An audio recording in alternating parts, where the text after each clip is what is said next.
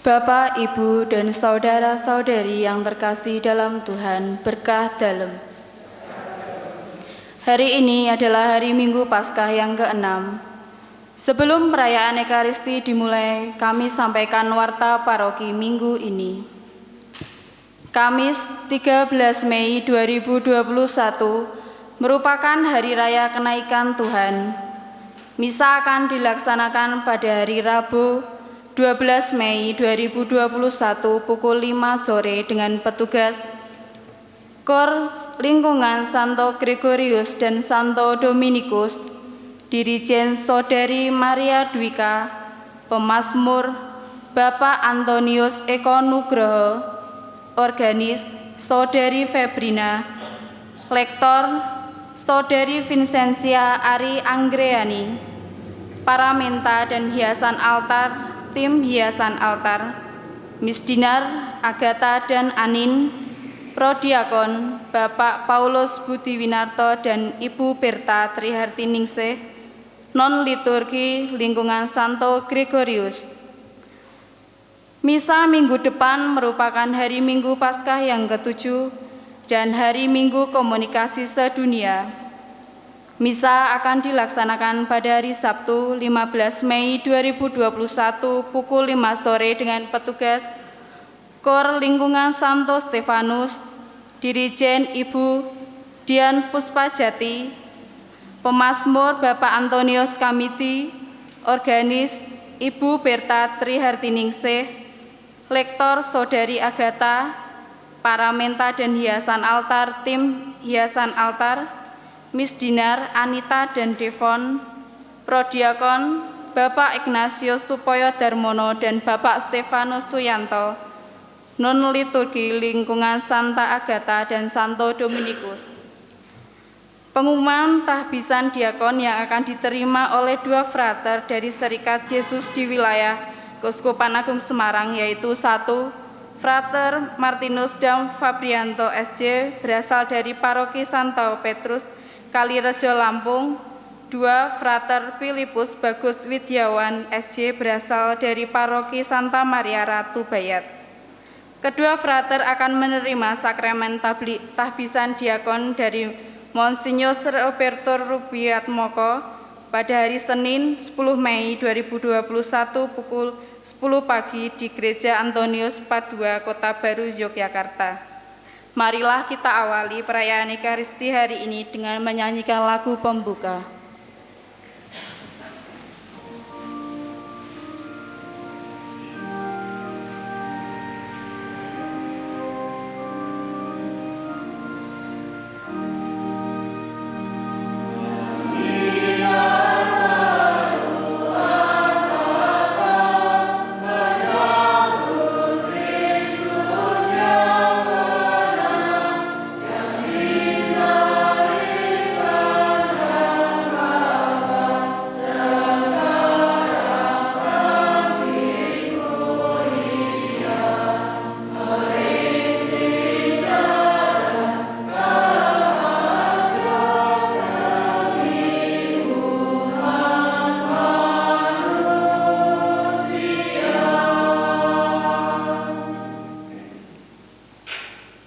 Dalam nama Bapa dan Putera dan Roh Kudus. Amin. Rahmat Tuhan kita Yesus Kristus, cinta kasih Allah dan persekutuan Roh Kudus beserta kamu.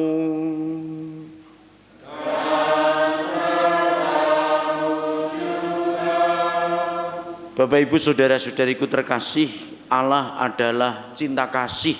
Begitu kata Yohanes di dalam suratnya yang nanti akan kita dengar. Ia sangat yakin bahwa sumber cinta sejati adalah Allah sendiri. Cinta yang berasal dari Allah akan membuat orang tahan uji dalam untung dan malang. Cinta yang berasal dari Allah akan memerdekakan seseorang. Pewartaan cinta kasih telah diperjuangkan oleh gereja dari awal, sekarang dan sampai nanti. Karena pada dasarnya gereja adalah komunitas cinta itu sendiri. Di dalamnya adalah orang-orang yang mengalami cinta kasih dari Allah. Dan untuk itu harus memberikan cinta kasih dalam kehidupan ini. Maka pewartaan cinta kasih harus tetap terjadi dan diperjuangkan di dalam kehidupan kita. Namun sadar kita pun masih sering dalam skala entah besar ataupun kecil kurang bisa menghayati apa yang menjadi hakikat dari kehidupan Kristen kita, yaitu cinta Allah. Marilah kita berseru mohon rahmat pengampunan kepada Tuhan supaya kita makin disempurnakan dalam mewartakan dan menghayati hidup dalam cinta Allah itu. Tuhan Yesus Kristus, Engkaulah warta dan pelaksana cinta kasih kepada Allah dan kepada sesama. Tuhan, kasihanilah kami. Engkaulah yang menamakan cinta kasih ini di hati kami, agar kami mematuhi perintah-perintah-Mu. Kristus, kasihanilah kami. Engkaulah tidak mau meninggalkan kami seperti anak yatim piatu, maka Engkau mengutus roh cinta kasih kepada kami. Tuhan, kasihanilah kami. Allah yang Maha Kuasa mengasihani kita, mengampuni dosa kita dan mengantar kita ke hidup yang kekal.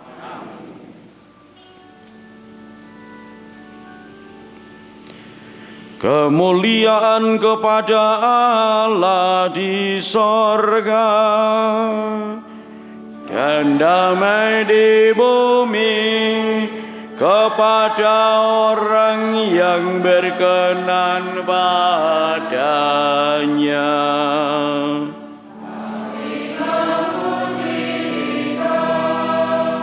Kami meluhurkan Dikau,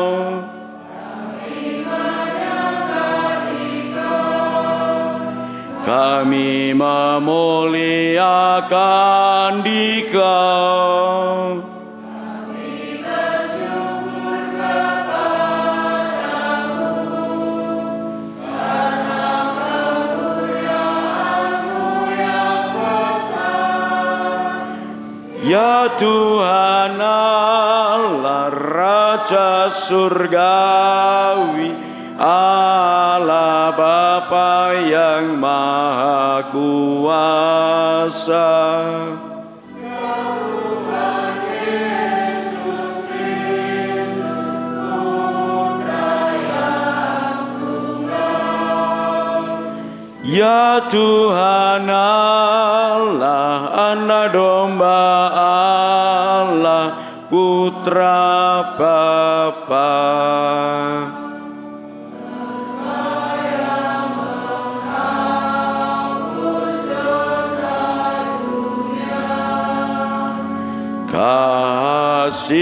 Kasihanilah kami. Engkau yang menghapus dosa dunia, kabulkanlah doa kami.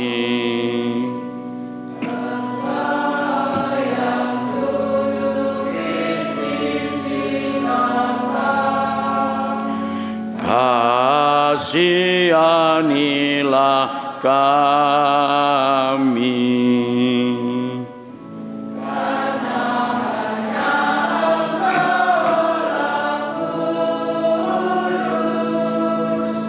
hanya Engkaulah Tuhan.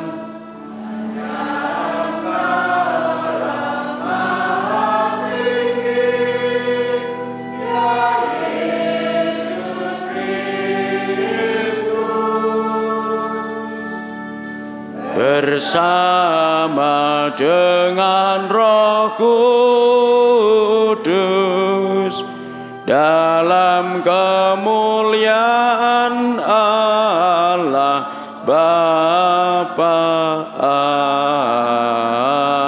Amin. Intensi Ekaristi hari ini Pertama, mendoakan arwah Bapak Markus Budiarto yang genap 1000 hari dipanggil Tuhan. Semoga mendapatkan ketenangan jiwa dan damai bersama Bapa di surga. Dimohon oleh keluarga Bapak Markus Budiarto, Jambu, Ambarawa. Yang kedua, syukur atas pemulihan kesehatan Ayahanda Bapak Sugiyarto Yuwono dan atas kesembuhan Bapak Arto Yuwono disampaikan oleh keluarga Bapak Arto Yuwono Muntilan. Yang ketiga, syukur atas ulang tahun ke-35 Kristina Maya Rosari. Semoga selalu dalam berkat Tuhan dan sehat sentosa. Dimohon oleh keluarga Maya Jakarta. Mari kita satukan pulau ujub kita masing-masing. Marilah berdoa.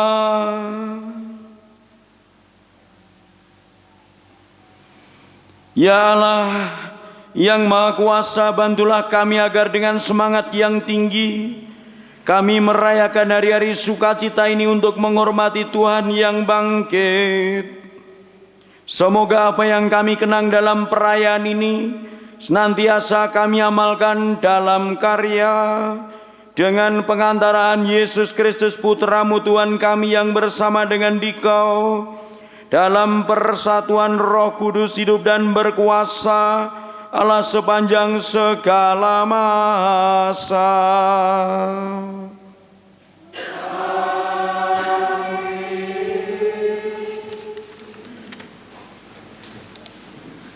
Pembacaan dari Kisah Para Rasul. Sekali peristiwa, ketika sampai di kota Kaisaria, Petrus masuk ke rumah Kornelius. Kornelius menyambutnya dan sambil tersungkur dekat kaki Petrus, ia menyembahnya.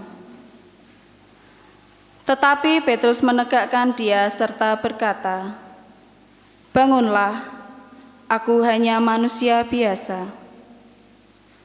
Lalu mulailah Petrus berbicara, katanya, "Sesungguhnya aku telah mengerti bahwa Allah tidak membeda-bedakan orang. Setiap orang dari bangsa manapun yang takut akan Allah dan yang mengamalkan kebenaran berkenan kepadanya."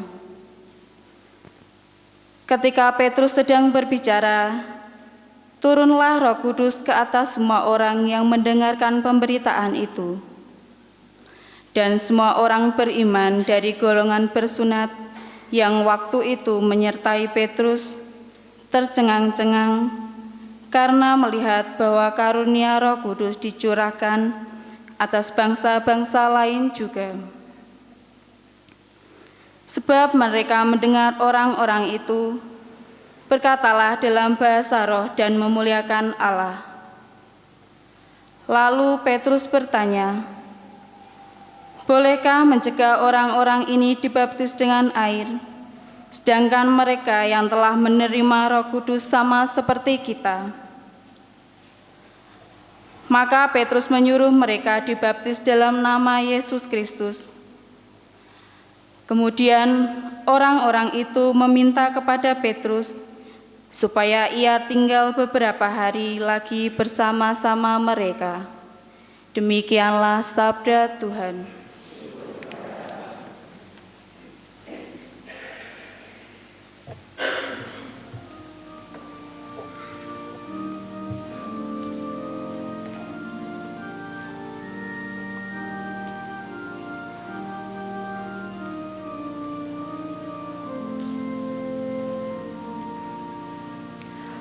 Tuhan telah menyatakan keadilannya di hadapan para bangsa.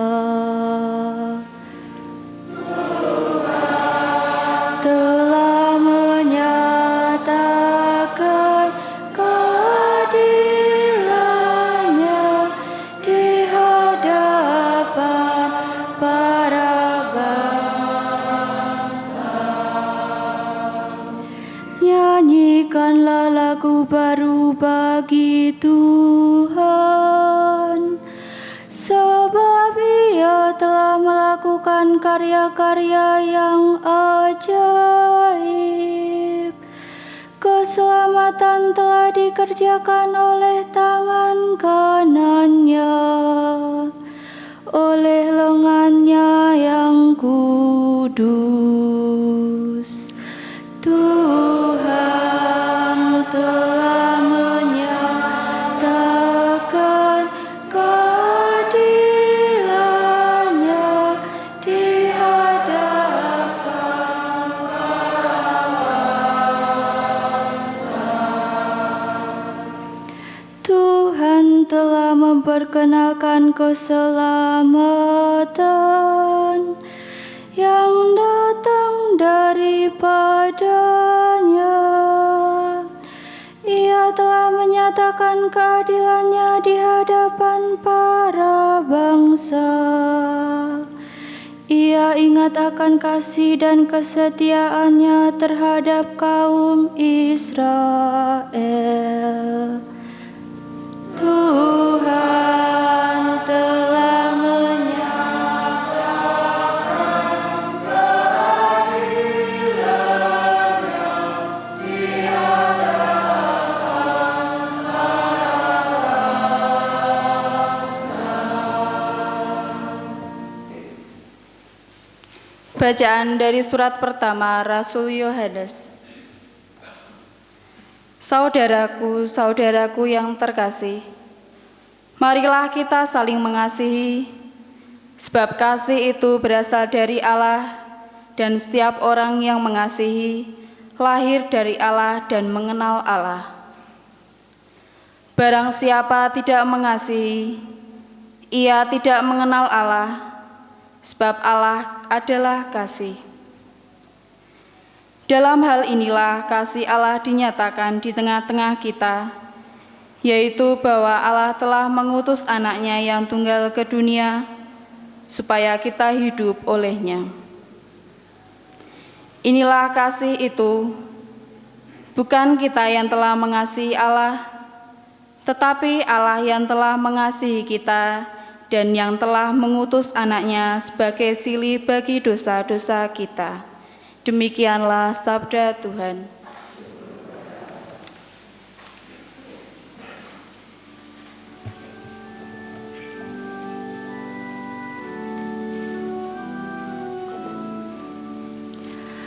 Haleluya, haleluya, haleluya.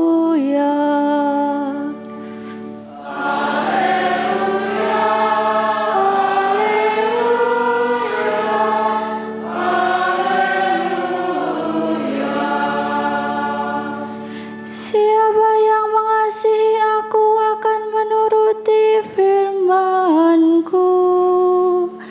Bapa-Ku akan mengasihi dia, dan kami akan datang kepadanya.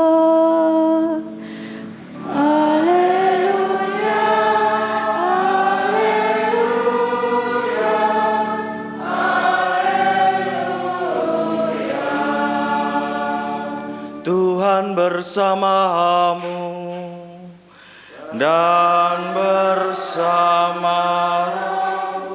Inilah Injil Yesus Kristus menurut Yohanes.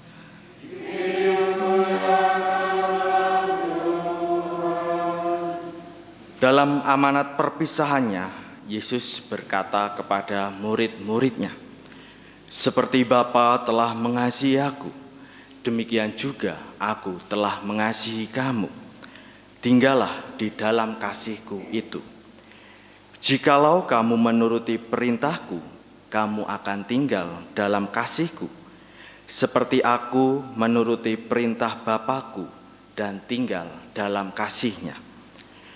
Semuanya itu Kukatakan kepadamu, supaya sukacita-Ku ada di dalam kamu, dan sukacitamu menjadi penuh.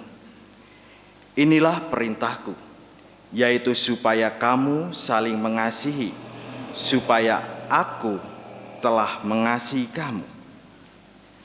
Tidak ada kasih yang lebih besar daripada kasih seseorang yang telah memberikan nyawanya untuk sahabat-sahabatnya. Kamu adalah sahabatku, jikalau kamu berbuat apa yang kuperintahkan kepadamu. Aku tidak lagi menyebut kamu hamba, sebab hamba tidak tahu apa yang diperbuat oleh tuannya. Tetapi aku menyebut kamu sahabat, karena aku telah memberitahukan kepada kamu segala sesuatu yang telah kudengar dari Bapa-Ku. Bukan kamu yang memilih aku, tetapi akulah yang memilih kamu. Dan aku telah menetapkan kamu supaya kamu pergi dan menghasilkan buah, dan buahmu itu tetap, supaya apa yang kamu minta kepada Bapa dalam namaku diberikannya kepadamu. Inilah perintahku kepadamu, kasihilah seorang akan yang lain. Demikianlah Injil Tuhan.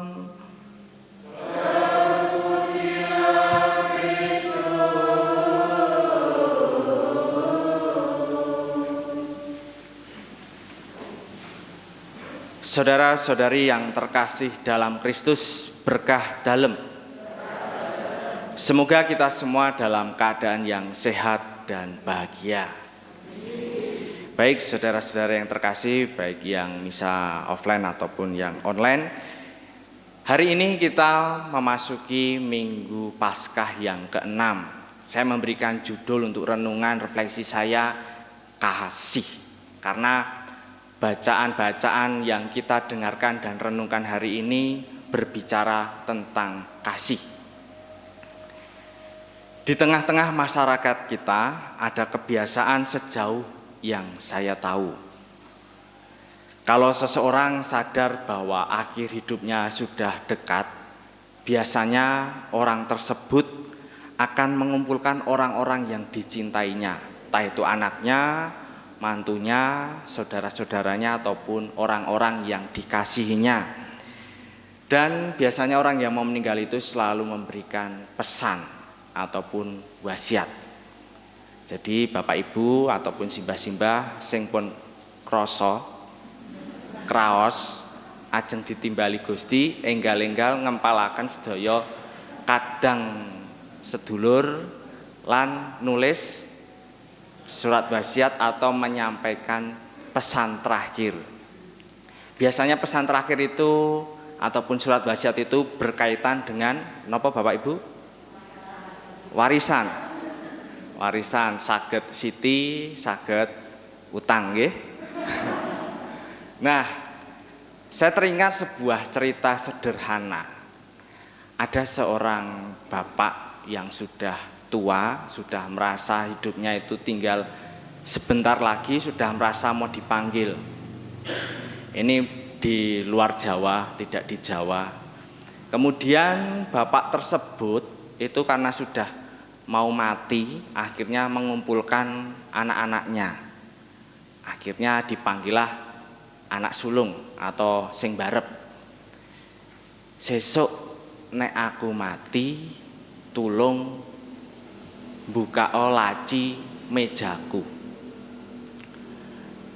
Selang sebentar, beberapa hari kemudian, bapak tersebut akhirnya mati. Lalu sang anak sulung itu memanggil adik-adiknya, "Le, ayo ngumpul bareng. Iki wingi bapakmu ngekei wasiat mbek aku. Ayo dibuka bareng, jarene kon buka ning laci mejane. Aku ngundang kowe kabeh ben aku ora dituduh curang." Akhirnya sing barep ngumpulke adik-adike, kemudian buka laci meja bapaknya. Saat dibuka ternyata ada secarik kertas. Kemudian anak sulung dan adik-adiknya itu membaca kertas tersebut. Isinya sebagai berikut. Kalau bapak mati, tolong bapak dikenakan pakaian yang ada di lemari paling bawah. Wasiatnya cuma seperti itu. Lalu karena wasiat maka harus dilaksanakan. Maka ketika bapak tersebut mati, anak sulung dan adik-adiknya pun akhirnya membuka lemari paling bawah.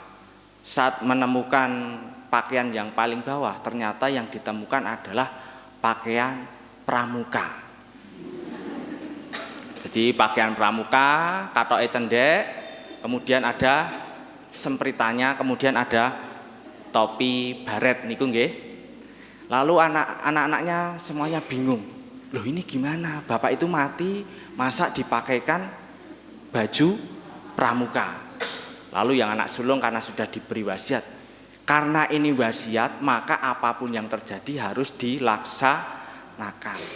Akhirnya saat perayaan, saat prosesi requiem, akhirnya bapak tersebut dipakaikan baju pramuka komplit dari atas sampai bawah, topi, sempritan, malah ono taline barang. Kemudian saat mau diberangkatkan, peti sudah ditutup, sudah mau siap dimakamkan, semua anaknya menangis karena ditinggalkan bapaknya. Lalu ada ketua adat itu datang. Adik-adik, tidak usahlah kalian menangis. Loh kok bisa Pak? Mengapa tidak harus menangis? Ketua adat itu mencoba menghibur dan memberikan peneguhan kepada anak-anak bapak tersebut yang mati. Sudahlah, tidak usah sedih dan menangis, karena bapak itu hanya pergi ke Jamburi. Dari kisah sederhana ini mau menunjukkan bahwa wasiat terakhir itu sangatlah penting dan sangat diingat-ingat. Mungkin bapak ibu yang ditinggal kedua orang tua ataupun sanak saudaranya pernah ada yang mendengar wasiat. Dan cerita tadi menunjukkan bahwa yang ditinggalkan hanya baju pramuka, sehingga tidak usahlah sedih karena bapak hanya pergi ke Jambore. Nah, cerita sederhana ini hanya untuk mengantar kita untuk merenungkan bacaan yang kita dengarkan hari ini. Dalam bacaan Injil, Yesus memberikan wasiat terakhir dalam amanat perpisahannya. Jadi pesan terakhir Yesus. Pesan terakhir Yesus menjelang wafatnya berbicara kepada murid-muridnya. Seperti aku telah mengasihi kamu, demikian pula kamu harus saling mengasihi. Inilah warisan yang paling penting untuk kita. Warisan yang paling penting ini dirumuskan dalam ajaran gereja secara resmi, sehingga bukan pendapat saya. Dalam ajaran resmi yang bisa Bapak Ibu nanti cari di katekismus, bahwa semua orang Kristiani bagaimanapun status ataupun corak hidupnya, mereka dipanggil untuk mencapai kepenuhan hidup Kristiani dan kesempurnaan kasih. Ajaran resmi tersebut didasarkan pada kutipan Injil hari ini. Kutipan di mana kita harus bertumbuh semakin dalam melalui kasih Kristus sehingga kita serupa dengan Kristus. Bertumbuh dan serupa dengan Kristus itu menjadi ciri kita hidup dalam kepenuhan Kristiani. Dan kalau kita saling mengasihi, maka kita mengamalkan kesempurnaan kasih. Saya pernah membaca buku antropologi, itu terkait dengan cerita dari relief Candi Mendut. Nah, ini menjadi bahan kuliah kami juga. Dalam buku itu diceritakan bahwa di Candi Mendut itu ada relief atau gambar burung. Burung tapi kepalanya ada dua. Jadi nek melaku ndase loro, ngisor karo dhuwur. Nah, suatu ketika burung tersebut berjalan. Kemudian kepala yang di atas itu makan buah-buah yang enak yang ada di pohon. Sedangkan kepala yang di bawah itu hanya makan sisa-sisa, bahkan kulit, bahkan juga sampah. 1 minggu kemudian yang kepala yang di bawah itu protes kepada kepala yang di atas. Mbok dibalik, sekali-kali saya makan yang enak-enak dan kamu makan yang tidak enak. Tetapi kepala yang di atas menjawab, kita ini satu tubuh. Apa yang saya makan kan juga kamu rasakan juga. Karena kita satu tubuh. Kepala yang di bawah menerima. Selang 1 minggu lagi, kepala yang di bawah mengeluh. Karena makanannya hanya yang tidak enak, sisa-sisa bahkan sampah. Mengeluh lagi kepada kepala yang di atas. Mbok yo ijolan, aku mangan sing enak-enak, kowe mangan sing kurang enak. Tetapi kepala yang di atas menjawab lagi, kita ini kan satu tubuh, apa yang saya makan juga akan nanti kamu rasakan. Terus berjalan seperti itu. Kerap kali yang kepala bawah protes tetapi tetap dijawab oleh kepala yang di atas. Sehingga pada suatu ketika kepala yang di bawah makan racun. Sehingga matilah burung istimewa tersebut. Dari cerita ini yang saya pelajari itu menunjukkan bahwa kalau dalam kehidupan bermasyarakat itu hanya dari golongan yang hanya mengandalkan yang enak-enak, tetapi yang di bawah justru menderita, maka lambat laun tidak akan pernah ada yang namanya kasih. Kasih itu kita harus berbagi. Bayangkan kalau itu orang tua sing mangan enak-enak, anaknya ramangan sing enak. Itu kan menjadi satu tubuh dalam keluarga. Yang ada adalah mati. Itu menjadi kritik tajam bagi kita masyarakat yang hanya mengandalkan kemampuan diri sendiri. Sing sugih tambah sugih, sing ra sugih pengen wae. Itu menjadi kritik dari cerita yang saya ungkapkan hari ini. Sehingga kasih itu menjadi penting. Kasih itu mendorong kita untuk berbagi dan juga peduli kepada sesama kita. Perintah kasih itu belum selesai dengan hendaklah kamu saling mengasihi. Tetapi masih diteruskan dengan demikian, semua orang akan tahu bahwa kamu adalah murid-muridku. Kehidupan para murid yang kita dengarkan, itu mereka bisa dikenali sebagai murid-murid Kristus karena mereka melakukan tindakan kasih. Kalau mereka tidak melakukan tindakan kasih, maka mereka tidak dikenal dengan murid-murid Kristus. Maka ini pertanyaan bagi kita yang ada di dalam keluarga, lingkungan ataupun paroki. Sejauh mana kita dikenal orang-orang sekitar kita? Apakah hanya dikenal parabane ataukah hanya dikenal yang baik-baik ataukah sebaliknya kita justru dikenal yang kurang baik? Maka permenungan Injil hari ini mendorong kita supaya kita memiliki kasih di dalam diri kita masing-masing. Saudara-saudara yang terkasih, bukanlah hal yang susah untuk mewartakan kasih. Cukup hidup kita mewartakan rukun dalam keluarga, dalam lingkungan, itu sudah menjadi pewartaan kita hidup dalam kasih.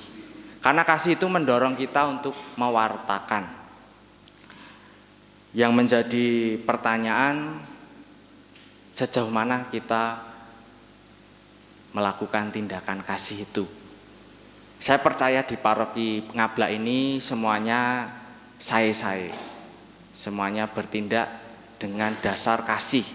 Boten enten ingkang sengit satu sama lain nggih, tidak ada yang membenci satu sama lain. Boten enten ingkang ngrasani nggih. Boten napa wonten?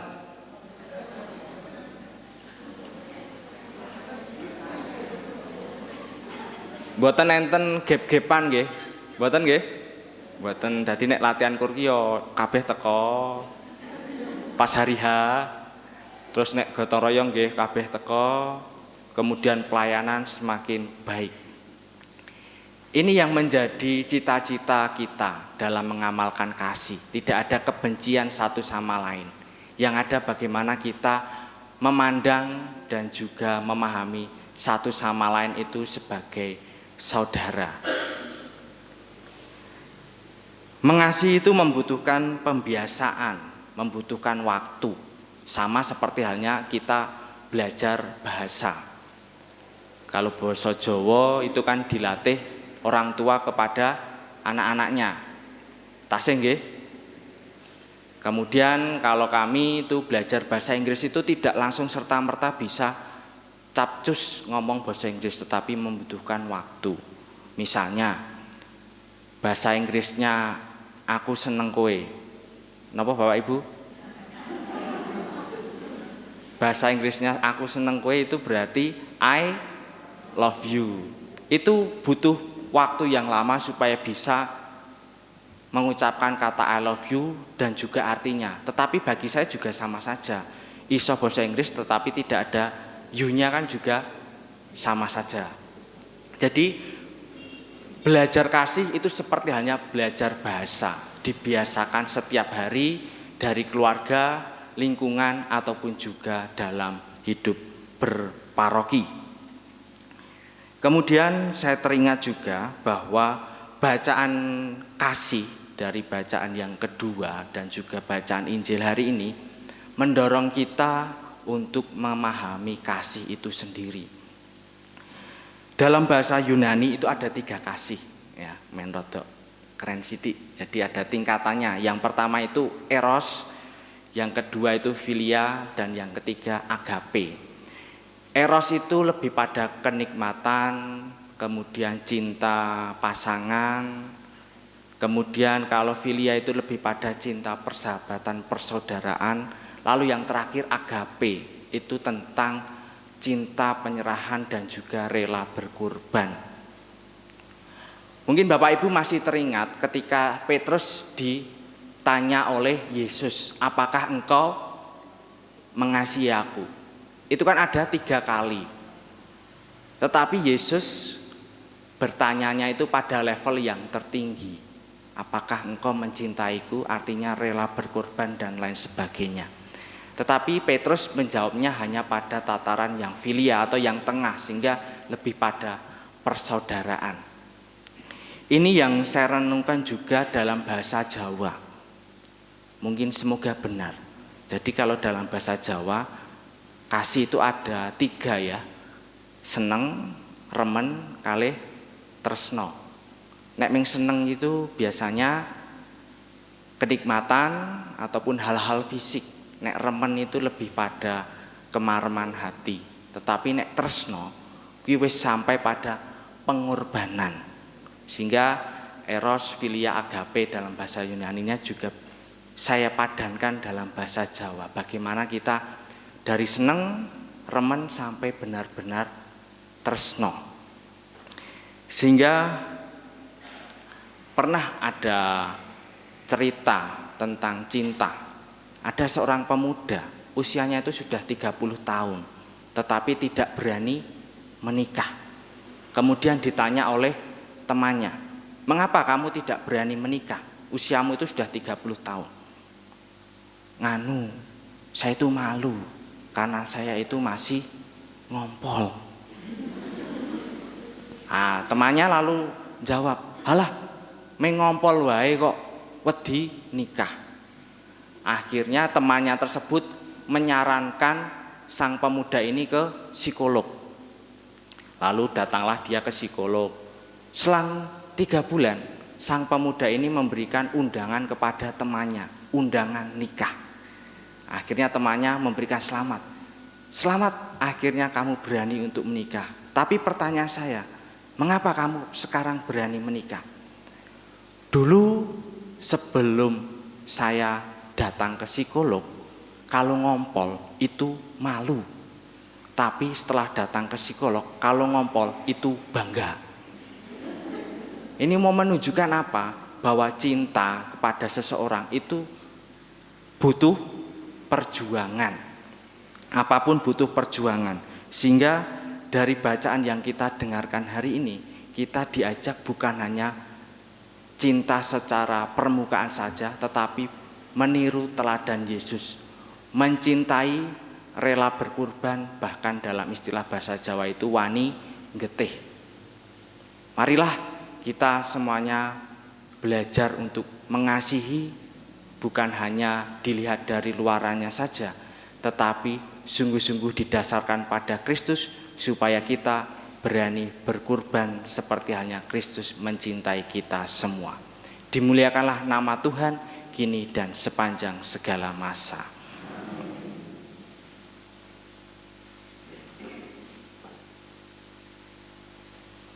Bapak Ibu Saudara-saudara terkasih, marilah kita tanggapi sabda Tuhan dengan pengakuan iman kita. Aku percaya akan Allah, Bapa yang Maha Kuasa, pencipta langit dan bumi, dan akan Yesus Kristus, putranya yang tunggal Tuhan kita, yang dikandung dari Roh Kudus, dilahirkan oleh perawan Maria, yang menderita sengsara dalam pemerintahan Pontius Pilatus, disalibkan, wafat dan dimakamkan, yang turun ke tempat penantian pada hari ketiga bangkit dari orang mati, yang naik ke surga duduk sebelah kanan Allah Bapa yang Maha Kuasa. Dari situ akan datang mengadili orang hidup dan mati.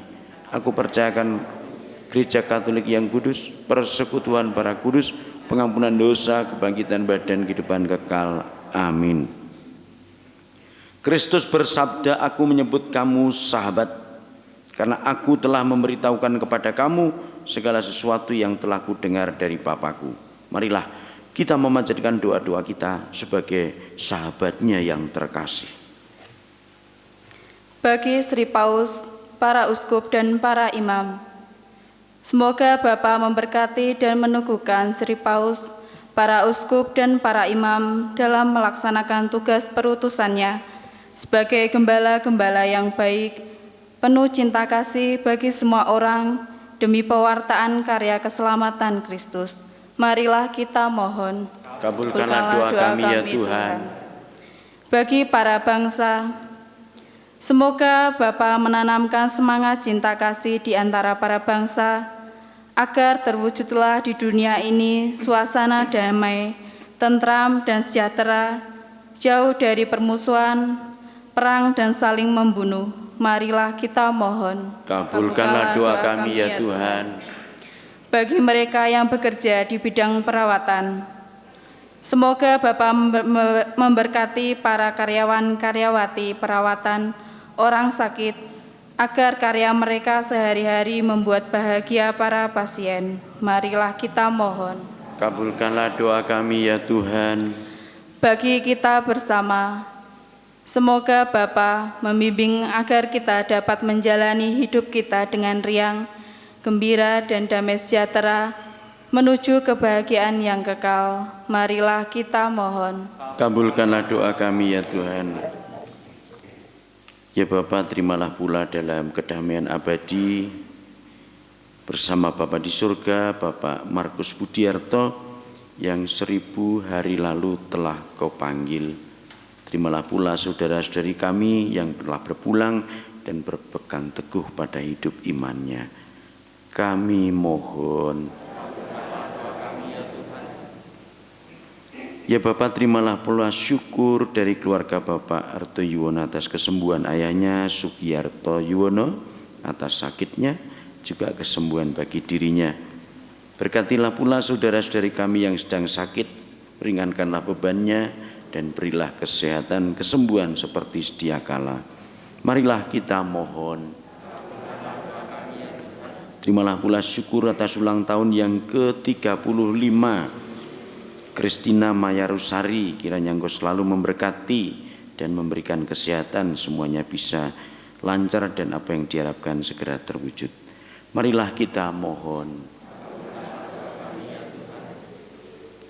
Allah Bapa yang Maha Pengasih, Engkau menjanjikan kebahagiaan kepada kami jika kami saling menaruh cinta kasih. Berilah kami kekuatan untuk menempuh jalan yang tepat seturut teladan Yesus Kristus Tuhan dan pengantar kami. Kita satukan doa dan persembahan kita dengan persembahan Tuhan.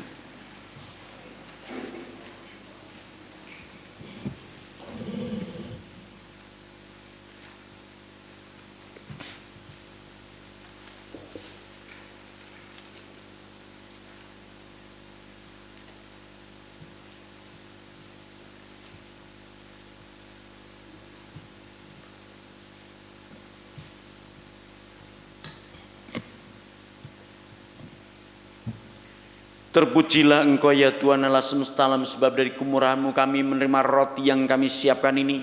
Inilah hasil dari bumi dan dari usaha manusia yang bagi kami akan menjadi roti kehidupan.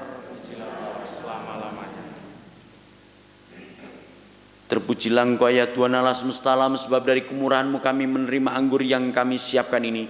Inilah hasil dari pohon anggur dan dari usaha manusia yang bagi kami akan menjadi minuman rohani. Berdoalah saudara-saudariku terkasih dalam Tuhan, supaya persembahanku dan persembahanmu berkenan pada Allah Bapa yang Maha Kuasa.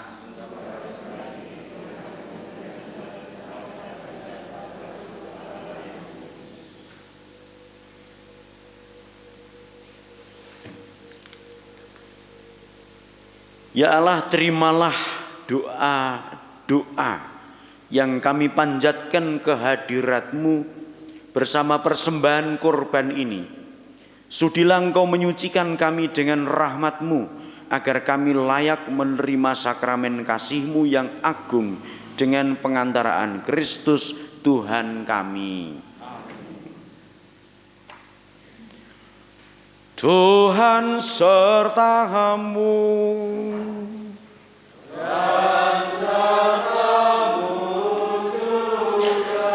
Marilah mengarahkan hati kepada Tuhan.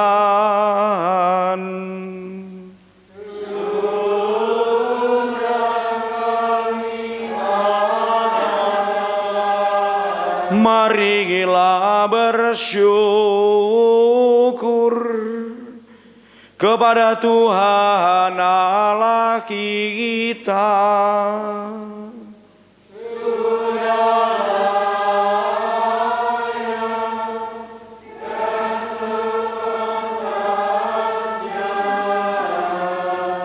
Sungguh layak dan sepantasnya ya Bapa kami memuji Dikau senantiasa.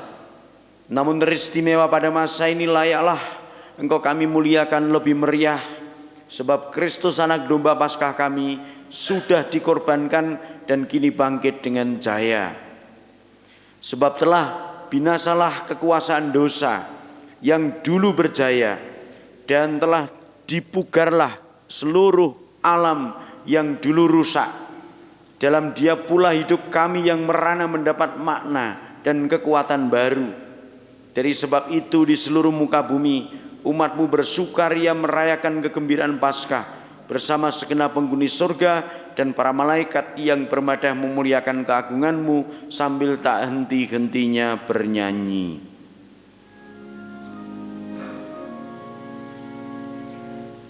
Kudus, kudus, kuduslah Tuhan, Allah segala kuasa, surga dan bumi penuh kemuliaan-Mu. Terpujilah Engkau di surga, diberkatilah yang datang dalam nama Tuhan. Terpujilah Engkau di surga.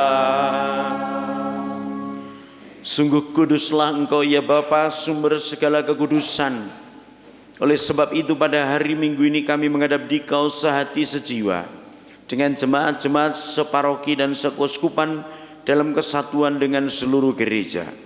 Dalam perayaan ini kami mengenangkan bahwa Kristus bangkit dari alam maut. Engkau telah meninggikan Dia dan mengaruniakan kepadanya nama yang mengatasi segala nama. Dalam nama Dia yang adalah Tuhan, kami mohon kuduskanlah persembahan ini dengan daya Roh-Mu, agar bagi kami menjadi tubuh dan darah Putra-Mu terkasih, Tuhan kami Yesus Kristus. Ketika akan diserahkan untuk menanggung sengsara dengan rela, Yesus mengambil roti, mengucap syukur kepadamu, lalu memecah-mecahkan roti itu dan memberikannya kepada murid-muridnya seraya berkata, "Terimalah dan makanlah, inilah tubuhku yang diserahkan bagimu."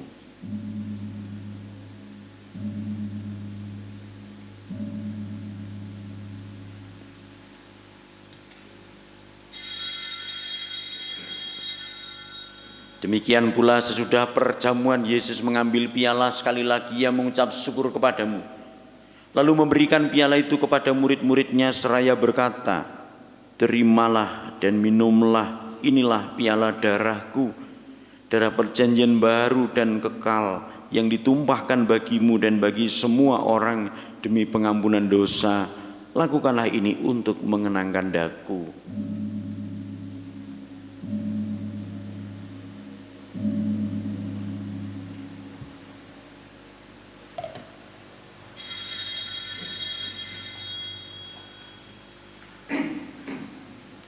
Marilah mewartakan harapan iman kita.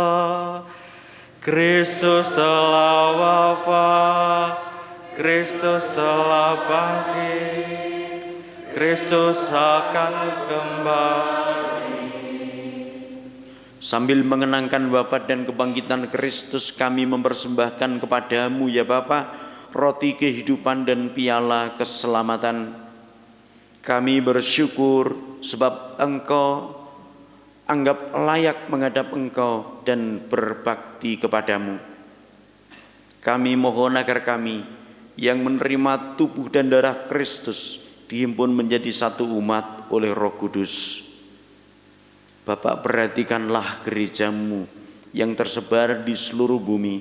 Sempurnakanlah umatmu dalam cinta kasih, dalam persatuan dengan Paus kami Fransiskus dan uskup kami Robertus serta para imam, diakon dan semua pelayan sabdamu.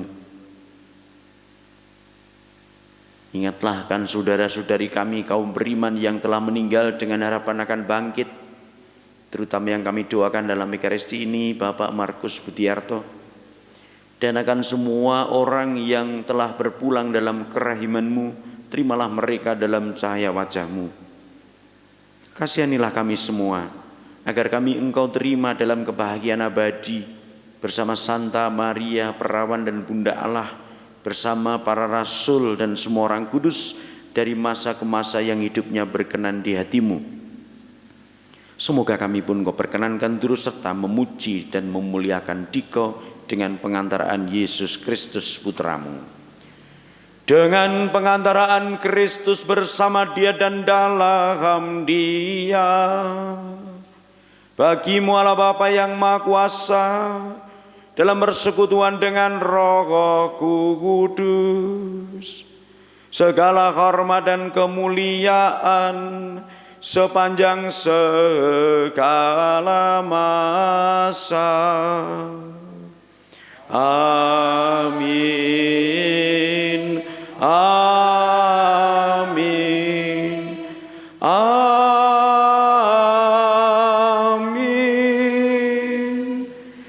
Marilah kita bersatu dalam doa yang diajarkan Tuhan.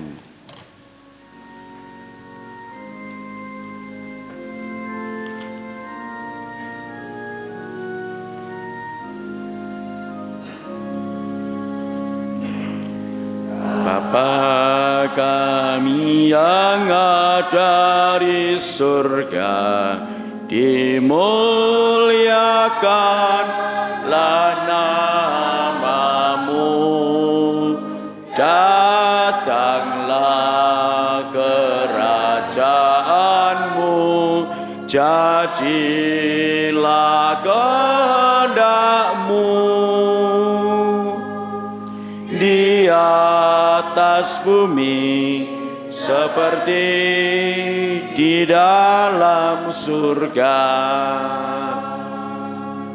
Berilah kami rezeki pada hari ini, dan ampunilah kesalahan kami, seperti kami pun mengampuni yang bersalah kepada kami. Dan janganlah masukkan kami ke dalam pencobaan, tetapi bebaskanlah dari yang jahat.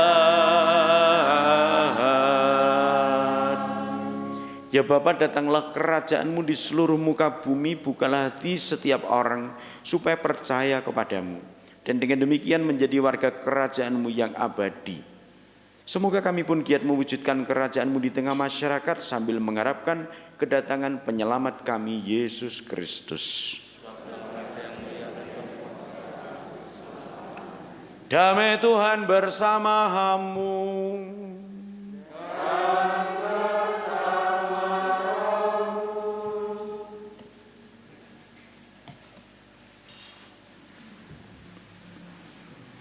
Anak domba Allah yang menghapus dosa dunia, kasihanilah kami.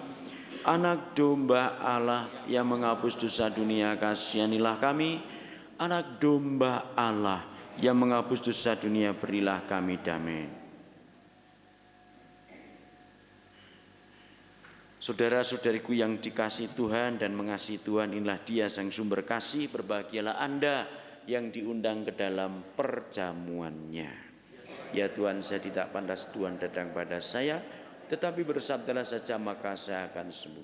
Semoga tubuh dan darah Tuhan kita Yesus Kristus yang akan disambut senantiasa melindungi aku sampai ke hidup yang kekal.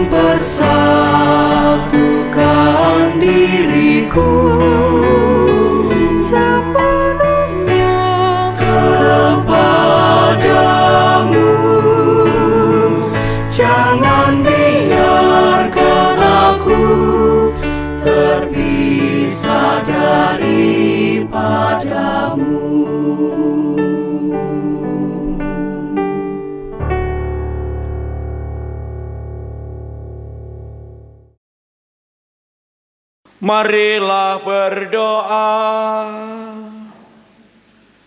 Allah yang Maha Kuasa dan kekal, Dengan kebangkitan Kristus Engkau memulihkan kami untuk hidup abadi.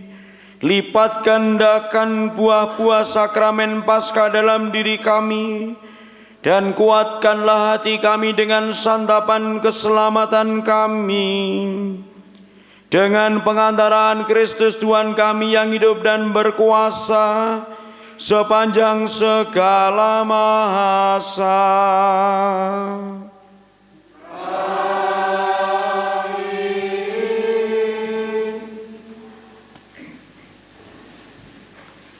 Bapak Ibu yang terkasih, berkah dalam.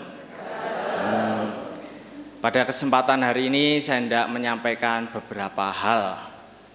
Beberapa hari yang lalu saya mendapatkan surat dari Seminari Tinggi Santo Paulus Kendungan Yogyakarta yang berisi bahwa seminari menarik saya kembali untuk melanjutkan perutusan dan masa formasio di Seminari Kendungan Yogyakarta. Surat penarikan tersebut terhitung mulai 10 Mei. Oleh karena itu pada kesempatan hari ini, yang pertama saya mengucapkan banyak terima kasih kepada Romo Koko, kemudian juga mengucapkan terima kasih pada umat yang telah berdinamika bersama sehingga saya boleh belajar pada masa diakonat ini. Kemudian yang kedua, saya mohon maaf untuk segala dosa dan kesalahan yang saya perbuat secara sengaja ataupun juga memang disengaja lagi. Jadi nyuwun ngapunten sedonipun. Kemudian untuk selanjutnya, selain saya tinggal di Kendungan, saya bersama dengan Diakon Dedi juga hendak mempersiapkan diri untuk proses selanjutnya supaya kami semakin mantap dan juga semakin teguh dalam panggilan. Oleh karena itu saya juga mohon doa dan dukungan dari Bapak Ibu semuanya supaya melancarkan kami dalam menapaki jalan panggilan. Seperti itu. Kemudian dalam pamitan ini saya teringat lagu Didi Kempot nggih.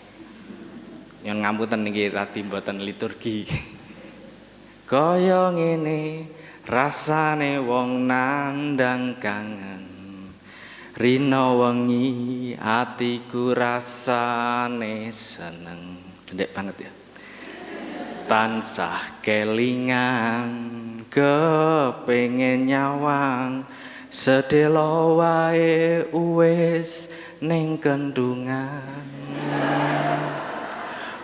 Kudu janji nderek Gusti tekan mati, nganti sprene suwene aku ngenteni, nangis batinku seneng uripku, teles kepes netes elus ning dadaku. Dudu klambi anyar sing pripun? Dudu klambi anyar sing jero lemariku, nanging jubah anyar sing mbok karepke ning aku. Ning apa seneng aku yen mung gawe bungamu, pamer jubah anyar ning ngarepmu. Yo rada lali dadi fales. Nek sing ten sekretariatan OMK napa sing mlebet niku mesti apal sedayanipun. Dan terakhir saya memiliki pantun untuk menutup pamitan pada saat ini. Mangan miwon sambele teri, senake sukun tambah lapis legit. Kula Diakon Andri matur nuwun lan nyuwun pamit. berkah dalam.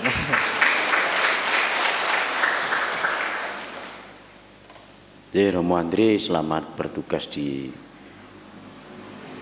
tempat persiapan kembali di seminari. Semoga nanti bisa tabisan dengan baik dan jangan seperti saya, harus lebih baik. Maka selama 4 bulan ya di sini janganlah kau ambil yang jelek daripadaku. Ambillah yang baik-baik dari saya. Bapak Ibu rasa do nangis ben minggat.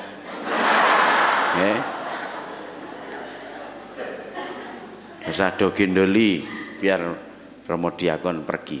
Ya. Nggak usah diantar, biarkan dia pulang sendiri. Jangan tangisi, biarkan dia pergi. Tak usah kau ingat. Ya.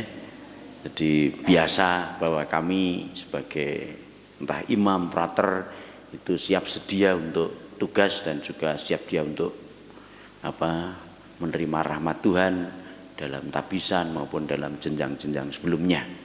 Maka frater Diakon Andre selamat mempersiapkan diri supaya nanti ditabiskan dengan penuh syukur, dan nanti kalau saya jadi imam nanti kembali ke sini untuk perayaan syukur bersama kita. Ya. Syukur ngenteni aku sing genti minggat. Jadi biasa seperti itu. Syukur juga dengan kehadiran frater di sini kurang lebih 4 bulan ini, di antara kaum muda, anak-anak juga ada yang tersemangati untuk tertarik menjadi imam, menjadi puder, menjadi suster. Karena nun sewu di Ngablak itu banyak yang masuk seminari ning Dora dadi. Gitu. Aku rasa nyebut ngundak malah enak.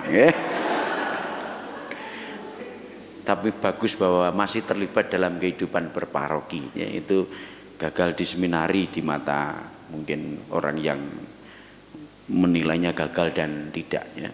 Tapi dalam hidup beriman tetap bisa berkarya dimanapun. Ada pesan untuk Romo Diakon? Ada yang jatuh cinta? Banyak di Pakis itu simbah-simbah oke banget.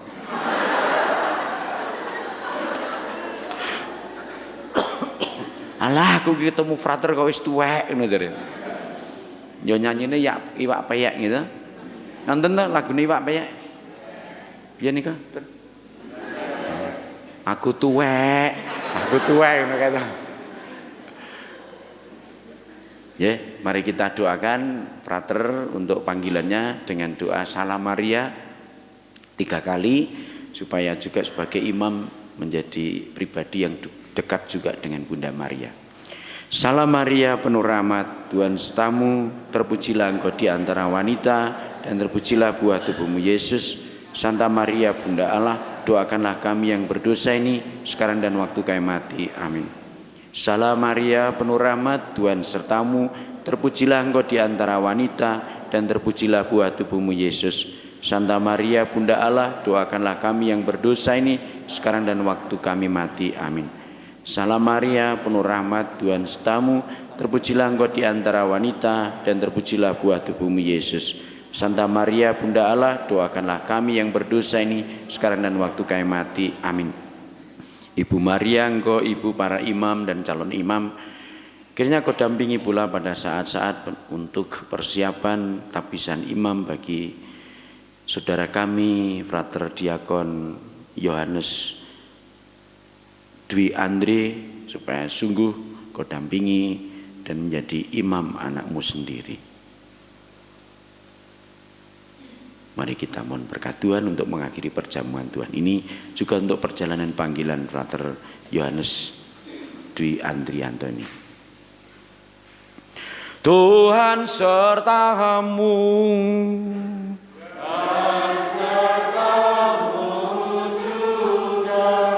Bapak Ibu saudara-saudariku sekalian, keluarga Anda, doa-doa Anda, perjalanan pulang Anda, secara khusus juga frater Yohanes Diakon Dwi Andre selalu dalam berkat Allah yang Maha Kuasa, Bapa dan Putera dan Roh Kudus.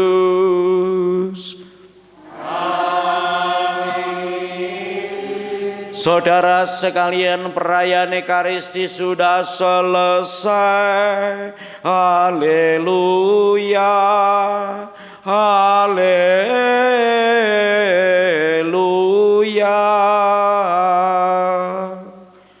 Syukur kepada Allah. Haleluya.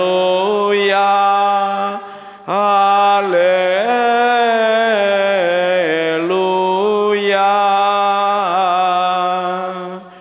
Marilah pergi, kita diutus.